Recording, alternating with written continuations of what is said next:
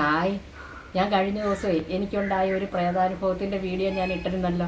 അപ്പം ഞാൻ പറഞ്ഞായിരുന്നു ഞാൻ അടുത്തൊരു വീഡിയോ ആയിട്ട് അടുത്ത ദിവസം തന്നെ വരുമെന്ന്. അതുപോലെയാണ് ഇപ്പോൾ വന്നേക്കുന്നത്. വർഷങ്ങൾക്ക് മുമ്പ്, ഏകദേശം ഒരു 23 വർഷം മുമ്പ് ഞാൻ അമ്മച്ചിയായിട്ട് ഹോസ്പിറ്റലിൽ കിടക്കുവാണ്. അപ്പോൾ എനിക്കുണ്ടായ ഒരു അനുഭവമാണിത്. ആദ്യമേ അമ്മയായിട്ട് ഓപ്പറേഷനൊക്കെ കഴിഞ്ഞ് ഞങ്ങൾ ഒരു 7 ദിവസം അടുപ്പിച്ച് ഹോസ്പിറ്റലിൽ കിടക്കും. അപ്പോഴൊന്നും ഒരു വിഷയമില്ലായിരുന്നു. അത് കഴിഞ്ഞ് തിരിച്ച് ഞങ്ങൾ വീട്ടിൽ പോന്നു. വീട്ടിൽ വന്നു കഴിഞ്ഞപ്പം വീണ്ടും അമ്മയ്ക്കൊരു വയ്യാഴ്ച വന്ന് വീണ്ടും അഡ്മിറ്റാക്കിയപ്പോൾ നമ്മൾ ആദ്യം കിടന്ന നിലയിലോ ആ റൂമിലോ ഒന്നുമല്ല, അമ്മ വേറൊരു റൂമിലായിരുന്നു. അപ്പം റൂമിൽ അമ്മച്ചീനെ കൊണ്ടുവന്ന് കിടത്തി കഴിഞ്ഞപ്പോൾ ഒരു വൈകുന്നേരം ഒരു 5:30 ആയപ്പോഴത്തേനും ഒരു സിസ്റ്റർ വന്നിട്ട് പറഞ്ഞു അമ്മച്ചിക്ക് ഒരു സ്കാനിങ് ഉണ്ട്, സ്കാനിങ്ങിന് കൊണ്ടുപോകണമെന്ന് പറഞ്ഞു. അപ്പം അമ്മച്ചീനെ സ്കാനിങ്ങിന് കൊണ്ടുപോയി കൂട്ടത്തിൽ ഞാനും അങ്ങ് പോയി. ഞാൻ അവിടെ ചെന്നിരുന്നപ്പോൾ സിസ്റ്റർ പറഞ്ഞു ചേച്ചി കുറേ താമസമുണ്ട്, ചേച്ചി റൂമിൽ പോയി എന്നാൽ റെസ്റ്റ് എടുത്തോ, ഞങ്ങൾ അമ്മച്ചീനെ അങ്ങ് കൊണ്ടുവന്നോളാന്ന് പറഞ്ഞു. അപ്പം ഞാനും ഓർത്ത് ഇത്രയും യാത്ര കഴിഞ്ഞൊക്കെ വന്നതല്ലേ, ഭയങ്കര ക്ഷീണമുണ്ട്, എന്നാൽ ഒന്ന് പോയി കിടക്കാമെന്ന് വിചാരിച്ച് ഞാൻ ഈ റൂമിലോട്ട് കഥക് തുറന്ന് അങ്ങോട്ട് കയറി ചെന്നു. പക്ഷേ അമ്മച്ചീനെ കൊണ്ട് ആദ്യമേ വന്നപ്പോൾ തന്നെ എന്തോ എനിക്കൊരു നെഗറ്റീവ് എനർജി പോലെ തോന്നി. എനിക്ക് എന്തോ ഒരു മനസ്സിനൊരു ബുദ്ധിമുട്ട് പോലെ. അപ്പം ഞാൻ അവിടെ വന്നിട്ട് കഴിഞ്ഞിട്ട് ആ ബെഡിലോട്ട് കയറി കിടന്നു. ഞാനിങ്ങനെ അന്നൊന്നും നമുക്ക് ഈ മൊബൈലും മറ്റു കാര്യങ്ങളൊന്നും ഇല്ലല്ലോ. അപ്പം ഞാനിങ്ങനെ കിടക്കുവാണ്. ഇടയ്ക്ക് ഇങ്ങനെ കണ്ണു തുറന്നപ്പോൾ ഒരു കട്ടിൽ ഇപ്പുറത്ത് കിടക്കുന്നു, അതിൻ്റെ ഇപ്പുറത്തൊരു കട്ടിൽ, അതിനോടനുബന്ധിച്ചാണ് നമ്മുടെ ടോയ്ലറ്റൊക്കെ. അപ്പോൾ അതിനൊരിങ്ങനെ കർട്ടൻ ഇട്ടിങ്ങനെ മറച്ചിട്ടുണ്ട്. ഞാനിങ്ങനെ തിരിഞ്ഞ് ആ സൈഡിലോട്ട് തിരിഞ്ഞ് കിടക്കുക. അപ്പം ഞാനിങ്ങനെ ഒരു പയ്യെ കണ്ണടച്ചു. ഞാൻ ലൈറ്റ് ഓഫ് ചെയ്തു. അപ്പം ഞാൻ ഇടയ്ക്കൊന്ന് കണ്ണ് തുറന്ന് നോക്കിയപ്പോൾ ഈ കർട്ടൻ്റെ മറവിൽ നിന്ന് ഒരവ്യക്തമായ ഒരു നിഴൽ അങ്ങോട്ടിങ്ങനെ നടന്നു പോകും.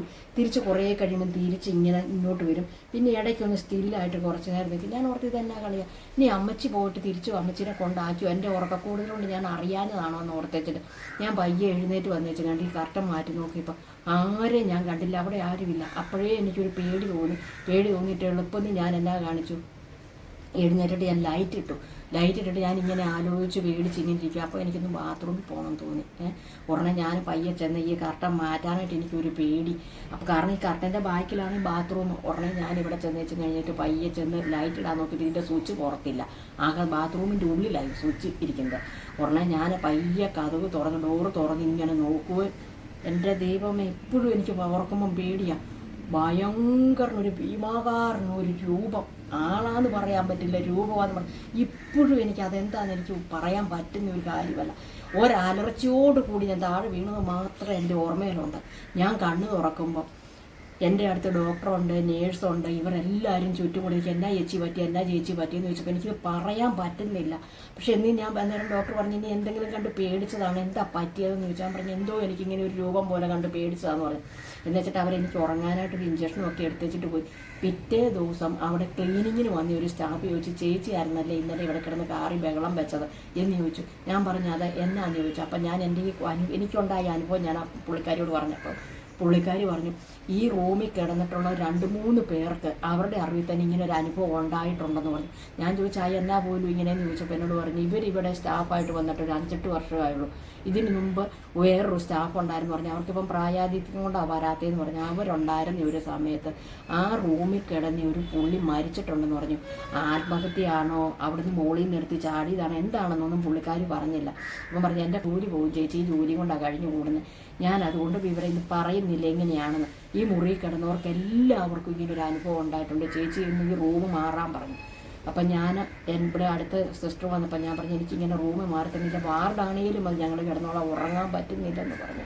ഭയങ്കര പ്രശ്നമാണ്, കണ്ണടച്ചിട്ടുണ്ട്, കഴുത്തേൽ ആരെങ്കിലും പിടിച്ചു വന്ന് ഞെക്കുന്നത് പോലൊക്കത്തെ അനുഭവം. നമുക്ക് പിന്നെ മിണ്ടാൻ പറ്റത്തില്ല. പിന്നെ അന്ന് തന്നെ വൈകുന്നേരം ഞങ്ങൾക്ക് വേറെ റൂം മാറി തന്നതിന് ശേഷമാണ് ഞങ്ങൾ കിടന്ന് ഹോസ്പിറ്റലിൽ ഏതാണെന്നോ ഇതൊന്നും ഞാൻ പേര് പറയുന്നില്ല, കാരണം അതൊരു പേര് ദോഷമാകും. അതുകൊണ്ട് ഞാനിതൊന്നും പറയുന്നില്ല. എനിക്കുണ്ടായ ഒരു അനുഭവം ഞാൻ സത്യസന്ധമായിട്ടാണ് ഞാൻ നിങ്ങളോട് പറയുന്നത്. ഇന്ന ദിവസം കഴിഞ്ഞ് ഞാൻ അമ്മച്ചീനെയും കൊണ്ട് വീട്ടിലോട്ട് പോയി. പക്ഷേ വീട്ടിൽ ചെന്നിട്ടും എനിക്ക് ഉറക്കമില്ല, കണ്ണടച്ചാൽ ഈ രൂപമാണ് വരുന്നത്. അവസാനം എല്ലാവരും കൂടെ പറഞ്ഞ് ഞങ്ങൾ ഒരു തിരുമേനിയെ പോയി കണ്ടൊരു ചരടൊക്കെ ജപിച്ച് കെട്ടി.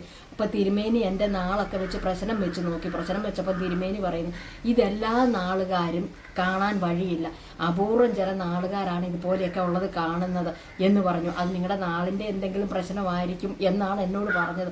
പക്ഷേ എന്നാലും നമുക്കൊരു ഉൾഭയം ഉണ്ടല്ലോ, ഇപ്പോഴും എന്നെ ഇതിങ്ങനെ പിന്തുടർന്നുകൊണ്ടിരിക്കുന്ന ഒരു കാര്യമാണ്. നമ്മളൊരു എന്താ പറയുക, ഒരു യാത്ര പോയാൽ ഒരു ഇരുട്ടത്ത് ഒക്കെ ഇങ്ങനെ ആൾ നിൽക്കുന്നതായിട്ട് സത്യമായിട്ട് എൻ്റെ കണ്ണും കൊണ്ട് ഞാൻ കണ്ട കാര്യമാണ് ഞാൻ നിങ്ങളോട് പറയുന്നത്. നീ പറഞ്ഞതെല്ലാം സത്യസന്ധമായ കാര്യം, ചങ്കിത്തൊട്ട് ഞാൻ പറയാം, ഞാൻ സത്യസന്ധമായ കാര്യം കേട്ടോ ഈ പറയുന്നത് നിങ്ങളോട്. നിങ്ങൾക്ക് എനിക്ക് ഈ ഉണ്ടായ അനുഭവങ്ങൾ വീണ്ടും വീണ്ടും നിങ്ങൾക്ക് കേൾക്കണമെന്നുണ്ടെങ്കിൽ കമൻറ്റ് ബോക്സിൽ വന്നൊന്ന് കമൻറ്റ് ചെയ്യണേ. ആരോടെങ്കിലും ഒക്കെ ഇതൊന്ന് പറയണമല്ലോ എന്ന് വിചാരിച്ചിട്ടാണ് ഞാൻ പറയുന്നത്.